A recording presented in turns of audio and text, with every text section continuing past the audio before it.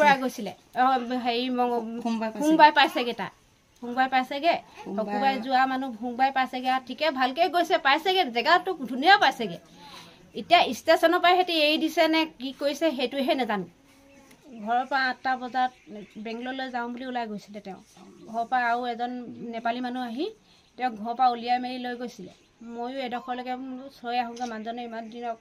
কাৰণে ওলাই যাব মই গৈছিলোঁ তাৰপিছত মানুহজনক ধুনীয়াকৈ লৈ মেলি সিহঁতি ওলাই গুচি যোৱাৰ পাছত ট্ৰেইনত উঠিলোঁ বুলিও কৈছে মানুহজনে ধুনীয়াকৈ মোৰ লগত কথাও পাতি গৈছে তেওঁ কথা চথা পাতি মেলি আৰু ভালকৈ যাব আপুনি বোলো হেৰি ক'তো নেনামিব দেই বুলি মই কৈছোঁ আৰু ট্ৰেইনত বোলো ক'তো নেনামিব য'তে খাওঁ বুলি কয় নহয় পাবই এনেও ট্ৰেইনত বোলো ট্ৰেইনত দিবই মই নেনামোক তই চিন্তা নকৰিবি বুলি কৈছে মানুহজনে মোক তই চিন্তা নকৰিবি বোলে সেই বুলি কৈছে তাৰপিছত সেনেকৈ কৈ মেলি আৰু তেওঁ গ'লগৈ আৰু গৈ কিনে ইদিনাখনো মই ফোন কৰিছোঁ ভালকৈ আহি আছোঁ আমি বোলে অসমীয়া মানুহ লগ পাইছোঁ নহয় একো চিন্তা কৰিব নালাগে বুলি কৈছে তাৰ পোৱাগৈলৈকে মোৰ লগত কথাই পাতি আছে পাইছোঁহি নহয় কি কৰিছ কি নাই কৰা চবেই কথা পাতিছে ফোনটো মানে ৰিচিভ কৰিছে আকৌ কাটি দিছে যিজনক ফোন কৰিছোঁ তাৰমানে ফোনটো ৰিচিভ কৰিছে আকৌ কাটি দিছে ফোনটো ৰিচিভ কৰিছে আকৌ কাটি দিছে এবাৰ ৰিচিভ কৰিছে ৰ এতিয়া নকৰিবি বোলে পাছত কৰিবি বুলি কৈছে ঠিক আছে পাছত কৰিম বুলি হেৰি কৈছোঁ আৰু তাৰপৰা আকৌ মা বোলে পাছত কৰিম বুলি কৈছে বোলে সেই বুলি কৈছে হ'ব দে গৈ আছে বোলো যাওক ভালকৈ আকৌ তাত পাওকগৈ পাই মেলি বোলো তাত পাই কেনে কৰিব বুলি কৈছোঁ আৰু মই এনেকৈ কৈছোঁ তাৰপিছত আকৌ পাছত সেই আমি বোলো বেলেগ মানুহ এজনৰ পৰা ফোনৰ নাম্বাৰটো আনি আহোঁগৈ বৈ বুলি কৈছোঁ গৈছোঁ লৈ গৈছে দুজনীয়ে গৈ মেলি ফোনৰ নাম্বাৰটো আনি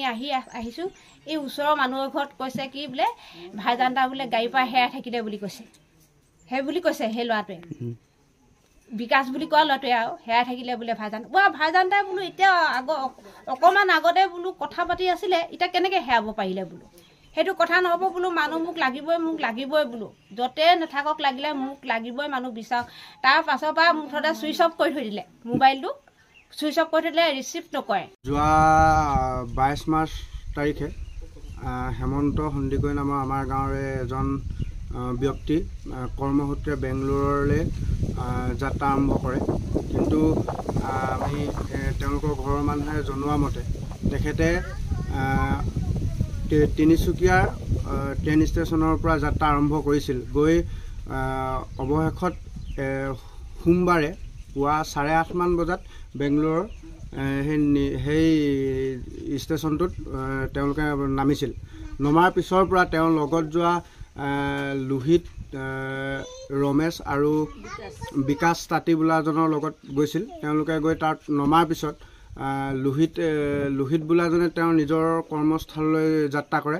আৰু হেমন্ত সন্দিকৈ লগত লৈ ৰমেশ আৰু বিকাশ তাঁতীয়ে তেওঁলোকে নিজৰ কৰ্মস্থললৈ যাত্ৰা কৰে কিন্তু পিছত আমি গম পোৱা মতে তেখেতে হেমন্ত গগৈ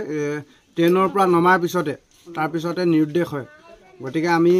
আপোনালোকৰ জৰিয়তে জনাব বিচাৰিছোঁ যে তেখেত য'তেই আছে যদি কোনোবাই খবৰ পায় তেনেহ'লে আমাৰ লগত যোগাযোগ কৰক।